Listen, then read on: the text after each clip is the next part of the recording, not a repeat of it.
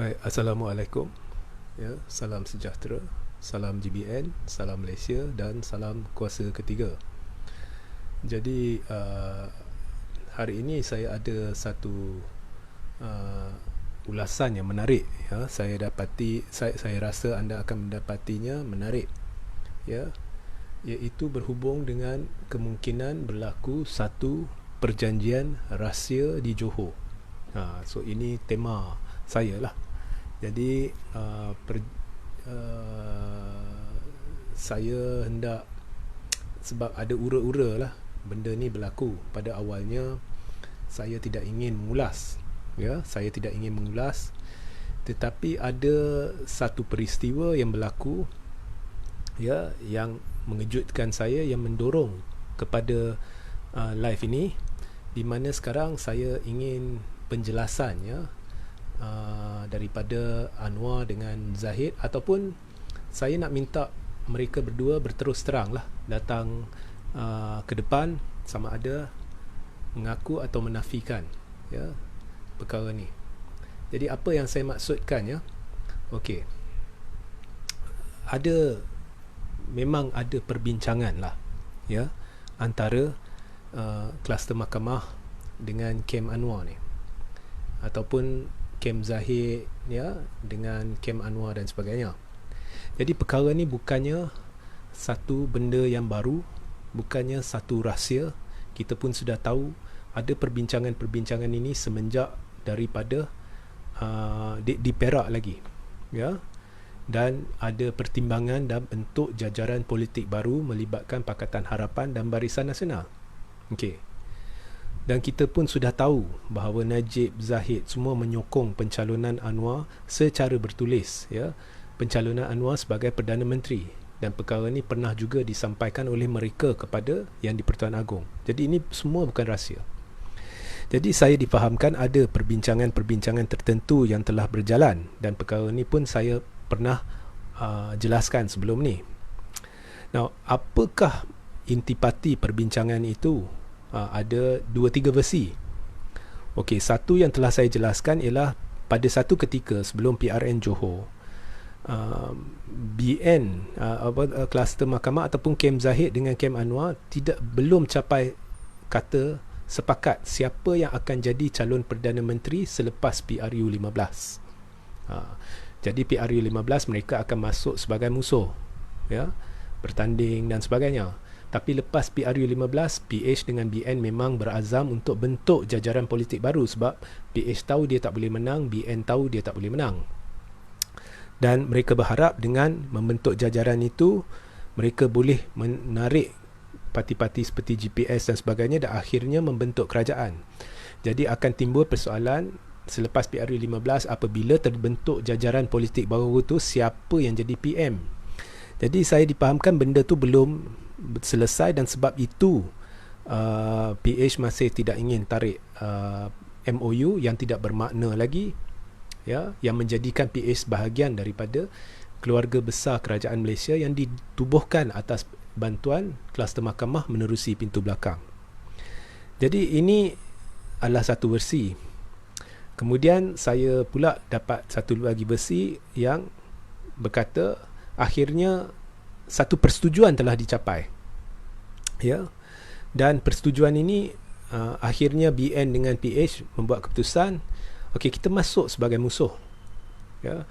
Kemudian PH bertanding atas kekuatan dia sendiri, BN bertanding atas kekuatan dia sendiri, dan kita kemudian masuk PRU begitulah.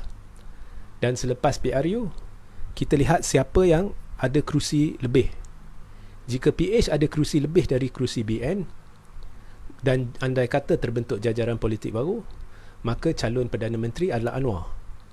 Sebaliknya, jika barisan memenangi jumlah kerusi yang lebih banyak daripada PH, dan andai kata terbentuk jajaran politik baru, maka calon Perdana Menteri adalah sama ada Najib, jika Najib boleh bertanding di PRU, atau jika tidak, Tok Mat Hassan.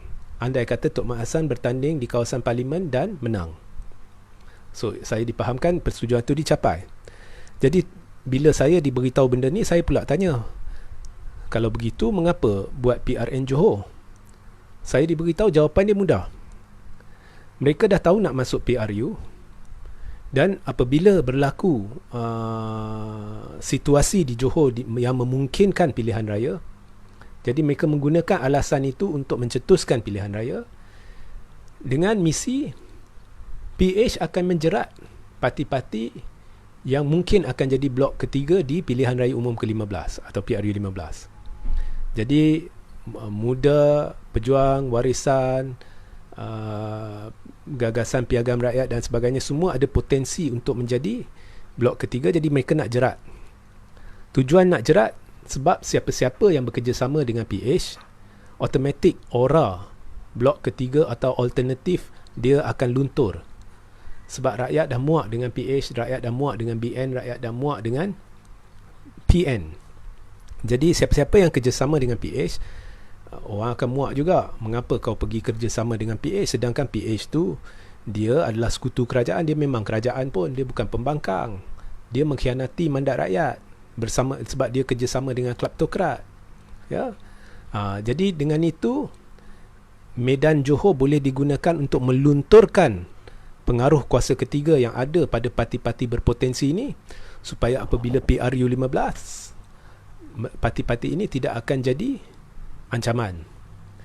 Jadi PH membuat persetujuan, masuk dulu PRN Johor, jangan tarik dulu MOU, walaupun dia dah janji kalau DUN Johor bubar dia akan tarik MOU. Tapi bila persetujuan ini dicapai, okey, kita jangan tarik MOU. PH nak jerat parti-parti kuasa ketiga ni. Dan BN pula, dia akan gunakan medan Johor untuk kurangkan genggaman Muhyiddin terhadap negeri dia, untuk mengurangkan pengaruh Muhyiddin dalam negeri dia sendiri, agar penyokong Perikatan Nasional akan menjadi resah, akan menjadi kurang yakin dengan Perikatan Nasional sebelum PRU 15. Itu yang saya dah fahamkan dan logik juga. Dan kita lihat PH menggunakan helah. Ya, dia suruh Anwar guna logo dia sendiri, kemudian dia cuba tarik Pejuang, Muda, Warisan masuk dalam kononnya kemah besar pembangkang. Itu pun dah silap, tak ada makna, sebab PH bukan lagi pembangkang. PH adalah sekutu kerajaan. PH tergolong dalam kerajaan, keluarga besar kerajaan Malaysia yang didirikan dengan bantuan kleptokrat menerusi pintu belakang. PH juga adalah pengkhianat rakyat. Jadi siapa-siapa yang bersekutu dengan PH ni, dia sebenarnya melakukan satu kesilapan yang besar, akan dibenci rakyat atau ditolak rakyat. Dan aura kuasa ketiga, mana-mana parti yang ada potensi untuk menjadi kuasa ketiga, aura itu akan luntur, akan hancur, dan ini akan menjadikan mereka bukan lagi layak duduk dalam kuasa ketiga. Jadi PH cuba jerat, dan helah mereka ni mungkin telah menjerat Muda, tetapi tidak berjaya menjerat Pejuang. Ya, sebab PH suruh Anwar guna logo sendiri, itu tak ada makna. Akhirnya pelancaran jentera PH tu Anwar yang ada, PKR ada. Sebenarnya Anwar tetap pengerusi Pakatan Harapan, PKR tetap sebahagian Pakatan Harapan. Itu yang guna logo tu cerita logo je. Ya. Jadi itu yang saya dipahamkan. Okey. So versi ini ada 2-3 sumber berasingan yang tidak kenal satu sama lain yang telah mengesahkannya, dan mereka dari parti-parti lain. Dan ada juga perkara tertentu yang telah beritahu, yang telah ditunjukkan, yang menunjukkan memang benda ni mungkin telah berlaku lah, ya, perjanjian ni. Okey, so itulah keadaannya. Tetapi saya secara peribadi berfikir ada satu lagi kemungkinan. Ya, memang PH dan BN, dia selepas PRU 15 dia memang nak bentuk jajaran politik baru. Okey, PH tahu dia masuk PRN Johor ni, dia akan kena belasah. Jadi sepatutnya dia tarik MOU. Apabila dia tarik MOU, mungkin pengikut dia akan kata, baru PH berpegang pada prinsip, mungkin boleh kembalikan sedikit sebanyak, sokongannya hilang. Tetapi PH bila masuk PRU, dia masih ada ancaman blok ketiga. PH dengan barisan ni dia amat takut dengan kemunculan blok ketiga yang akan mengurangkan kemungkinan bagi PH dengan BN bentuk kerajaan. Dia amat takut. Jadi ada satu kemungkinan bahawa memang PH sudah bersedia untuk berkorban di Johor, khususnya kerusi-kerusi di mana PH tu memang tahu dia lemah, kerusi-kerusi lemah lah, dia berkorban di Johor. Jadi saya memikirkan kemungkinan ini dan ianya selaras dengan apa yang saya ceritakan tadi berkenaan dengan perjanjian yang mungkin berlaku antara PH dengan ataupun antara Kem Anwar dengan Kem Zahid yang saya dimaklumkan. Tapi babak PH bersedia untuk berkorban di Johor, di mana fungsi PH hanya untuk memerangkap parti-parti yang berpotensi jadi blok ketiga tu, saya dah fikirkan lama. Okey. Jadi PH bertumpu kepada perkara tu dan barisan pula bertumpu kepada nak lemahkan pengaruh Muhyiddin dalam Johor. Semua ni sebagai persiapan bagi PRU. Jadi mengapa PH nak nak perangkap parti-parti blok ketiga ni? Sebab dia nak lunturkan aura kuasa ketiga. Dia nak bagi BN menang besar, supaya bila BN menang besar, ya, nanti BN boleh tekan Ismail Sabri. Kau tengok di Johor kita dah menang besar, maka seharusnya parlimen dibubarkan. Jika di Johor digunakan logik kerajaan negeri perlu dibubarkan untuk memberi laluan kepada pilihan raya kerana kerajaan negeri mentadbir atas ihsan pembangkang, logik yang sama harus diguna pakai di peringkat persekutuan, kerana di peringkat persekutuan juga kita memerintah atas ihsan Pakatan Harapan menerusi MOU. Ya. Jadi sebab itu dia nak pastikan BN menang besar. Untuk memastikan BN menang besar, Pakatan Harapan perlu memastikan kurang keluar mengundi. Barisan Nasional perlu memastikan kurang keluar mengundi. Supaya kurang orang keluar mengundi, Pakatan Harapan dan Barisan Nasional perlu memastikan bahawa tidak wujud blok ketiga. Bagaimanakah mereka boleh memastikan tidak wujud blok ketiga di Johor? Mereka menggunakan Johor untuk menjerat blok ketiga. Jadi mereka Pakatan Harapan, mereka cerita kononnya perlu kemah besar pembangkang. Pejuang, PKR, DAP, Amanah, Muda, semua perlu duduk bawah kemah ini. Dia guna helah itu dengan harapan pejuang akan setuju, Muda akan setuju, Warisan akan setuju supaya tidak berlaku pertembungan, ya, kerusi. Tetapi rancangan itu separuh berjaya. Muda memang masuk perjanjian dengan Pakatan Harapan, tetapi pejuang nak bergerak solo. Sebab apa? Tak logik masuk kemah besar yang diimpikan oleh Pakatan Harapan tu. Sebab itu bukan kemah besar pembangkang, itu kemah besar pengkhianat. Sebab PH sekarang ni adalah sebahagian daripada kerajaan, dan dia tergolong sebagai sama ada bersubahat dengan pengkhianat atau pengkhianat mandat rakyat sebab MOU tu. Dan siapa-siapa yang berdamping dengan PH tu, rakyat akan meluat. Jadi rancangan tidak berjaya sebab pejuang membuat keputusan untuk bertanding solo. Jadi rakyat di Johor ada alternatif. Dan ini menjadikan impian, ini telah membantutkan impian PH untuk cuba memastikan bilangan yang keluar mengundi itu rendah. Andai katalah apa yang saya perjanjian tu memang wujud antara Zahid dengan Anwar lah. Ini berdasarkan maklumat. Kita tidak tahulah 100% benda tu benar atau tidak. Tapi ini berdasarkan maklumat. Ini yang ramai juga, tak kurang juga orang yang memikirkan perkara ni. Jadi benarkah perjanjian sedemikian wujud? Ya, logik jugalah. Ini menjelaskan mengapa PH tidak ingin tarik MOU di Johor walaupun dia mengugut untuk tarik MOU di Johor. Logik jugalah. Tapi dah backfire, dah tidak berjaya, tidak berhasil andai kata rancangan ini wujud. Sebab pejuang bertanding solo, jadi rakyat ada alternatif. Ini telah menjadikan pejuang Barisan Nasional dan Pakatan Harapan cemas. Ya, cemas. Sekarang ni mereka mengharapkan, contohnya mereka beri PH beri kerusi kepada muda. Kerusi itu mereka harapkan ini akan memaksa pejuang untuk tarik diri. Tak boleh bertanding dengan muda dalam kerusi itu, nanti bertembung, nanti rakyat kata apa. Tapi pejuang tidak. Kami dah kata 42 kerusi lah, kami solo lah. Maka dah gagal rancangan mereka tu. Jadi itulah ulasan saya.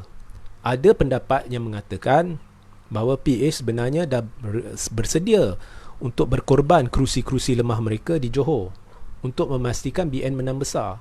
Sebab bagi jangka panjang dalam PRU, jika mereka boleh menghapuskan aura kuasa ketiga, maka blok ketiga di PRU akan kurang menjadi ancaman. Untuk rancangan itu berjaya, mereka seharusnya menjerat pejuang muda warisan. Tetapi rancangan itu tidak berjaya sebab pejuang tidak terjerat. Yang terjerat adalah muda. So itu sedikit sebanyak ulasan saya. Jadi kita nak tahu, ya, ini adalah satu pendapat, ini adalah satu kemungkinan yang sedang diperbincangkan oleh beberapa pihak dan amat logik, dan berdasarkan maklumat saya, benda ni dikatakan telah berlaku. Jadi apakah ulasan Zahid dengan Anwar? Kalau saya nak bongkarkan lebih, saya lebih rela tunggu dulu ulasan Zahid dengan Anwar dulu. Jika mereka berani nafikan dulu, baru kita buat pendedahan lanjut, ya. So itulah ulasan saya, dan jika anda ada soalan, anda boleh mula bertanya sekarang, ya. Kami Kasmizimi, ada logiknya. BN tak serang pun PH dalam PRN kali ini. Okey, babak ada perbincangan antara Kem Zahid dengan Kem Anwar tu, itu bukannya satu kemungkinan ke satu andaian, itu berlaku. Okey, itu berlaku, telah berlaku. Okey, babak siapa yang akan jadi calon Perdana Menteri selepas PRU 15 andai kata PH dengan BN bersetuju untuk membentuk jajaran politik baru, itu sah, memang pernah dipertimbangkan. Okey, cuma persetujuan akhir yang dicapai, adakah PH dengan BN masuk perjanjian di mana BN kata kalau dia menang lebih kerusi dan andai kata jajaran terbentuk, maka kita yang akan letak calon, dan jika PH menang kerusi lebih dari BN dan andai kata jajaran terbentuk, dia akan letak calon. Itu kemungkinan, ya. Dan semua ni logik dia hanya satu sahaja sebab. Andai kata perjanjian ni telah berlaku, hanya satu saja sebab yang logik bagi PH meneruskan PRN Johor. Dia tahu nak kena belasah, PH tahu nak kena belasah, satu Malaysia tahu dia nak kena belasah, tapi dia masuk juga. Lepas dia dah ugut nak tarik MOU, tiba-tiba dia masuk, dia tak tarik MOU. Jadi hanya satu sahaja, iaitu dia memang dah bersedia untuk berkorban. Dalam pada tu dia timbulkan helah kemah pembangkang. Itu pun dah bohong. PH bukan pembangkang. Kemah tu adalah kemah pengkhianatan. Ini bertujuan nak jerat parti-parti yang ada potensi jadi blok ketiga untuk jangka panjang. Sebab di PRU mereka nak rakyat meluat. Bila rakyat meluat, andai kata ada parti-parti yang ada potensi jadi blok ketiga seperti muda ni, bila dia masuk dan berdamping dengan PH, rakyat akan meluat. Sebab apa? Tak logik. Kau kata, muda kata dia nak lawan barisan, ya. Tapi dia berdamping dengan parti yang merupakan sekutu barisan secara tidak langsung, merupakan sekutu kleptokrat secara tidak langsung. Tak logik lagi. Jadi bila rakyat meluat, mereka yang dah buat keputusan untuk mengundi alternatif, mungkin ramai yang tak keluar mengundi. Tetapi rancangan itu tak akan berjaya sebab ada alternatif lain, iaitu pejuang. Ada alternatif lain, iaitu warisan. So itulah situasi dia.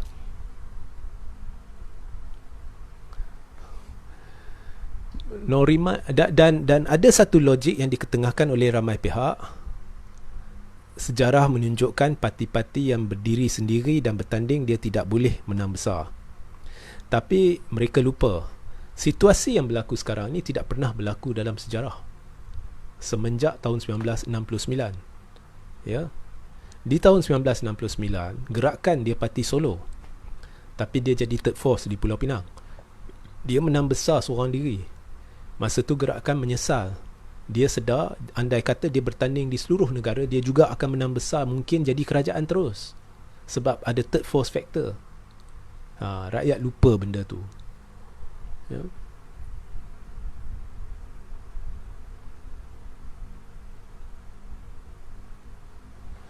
Zaha Enstel, apa komen Tuan Regi kes Najib digugurkan di mahkamah? Tak payah komen, itu adalah berita palsu. Dan ada satu portal politik negara, tak silap saya .com. Sekarang nak tahu portal tu milik siapa? Adakah milik Najib ke, ataupun mungkin penyokong Najib ke, pentaksub Najib ke? Itu berita palsu. Ya. Apakah pentaksub Najib ni terlalu terdesak sampai memarakkan berita palsu kononnya kes Najib digugurkan di mahkamah? Ya.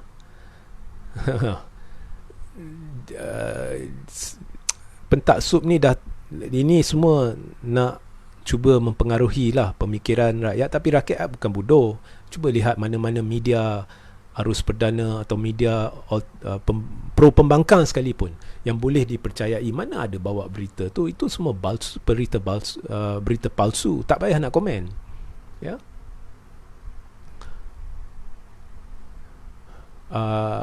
Fahbun Banda, awak silap, kenyataannya tidak seperti yang awak ramalkan. Saya tak ramalkan apa-apa. Ya, saya dalam Johor ni, saya memang tak ramalkan pun. Mas Joko Ganyang UMNO BNPH, betul. Okey, saya terus ke bawah. Jebat Selatan 2, salam Tuan RJ, selamat kembali. Persoalannya, kenapa DAP serta Amanah terlalu mengikut keputusan Anwar Ibrahim? Itu satu misteri yang sampai hari ini saya pun tak tahulah. Mereka tidak tahu berpegang kepada kenyataan. Mereka tidak tahu menerima kenyataan sebab bahawa Anwar ditolak. Ya. Dan sebenarnya sikap mereka inilah yang telah mengganggu gugat pada awal lagi perjuangan pembangkang. Ya. Tapi sekarang mereka bukan pembangkang. Itu yang anda kena faham. Itu yang rakyat Johor kena faham. Mereka bukan pembangkang. Lau Seng Te, pejuang bukan alternatif. Pejuang akan kalah semua kerusi yang ditandingi. Ini adalah fakta. Kalau tak percaya, tengok keputusan. Baik, Lau. Terima kasih. Okey. Setakat itu sajalah. Sehingga kita berjumpa di lain masa. Kalau Assalamualaikum, salam sejahtera, salam GBN, salam Malaysia dan salam kuasa ketiga.